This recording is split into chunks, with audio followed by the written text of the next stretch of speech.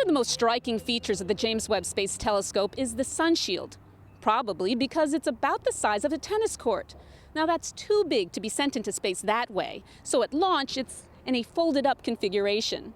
When the James Webb Space Telescope reaches its destination 1 million miles from Earth, the sun shield is then deployed.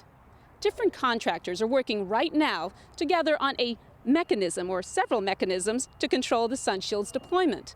One of those is Northrop Grumman's Astro Aerospace here in Carpinteria, California.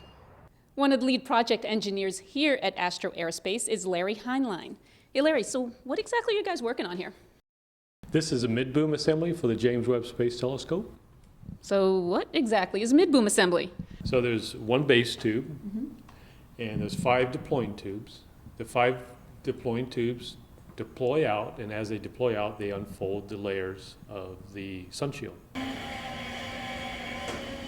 And you have separate tubes because? Because during launch, it needs to stow within about 5 feet of length, and when it's fully deployed, it's about 25 feet. But on the end of that boom is a 5-foot-long spreader bar, which the sun shield layers are attached to. Oh, okay. That puts the layers of the sun shield in position, right? That's correct. Okay. Kind of reminds me of an antenna of sorts. Yes, it kind of looks like your old-fashioned deploying antenna. So Larry, how do you make these tubes extend? Well, inside the carbon graphite tubes is something that we call the stem deployer, and Tim Martinez will help explain that. This is called a stem deployer, and this mounts to the bottom of the base tube, and this is what drives the assembly and pushes the tubes up.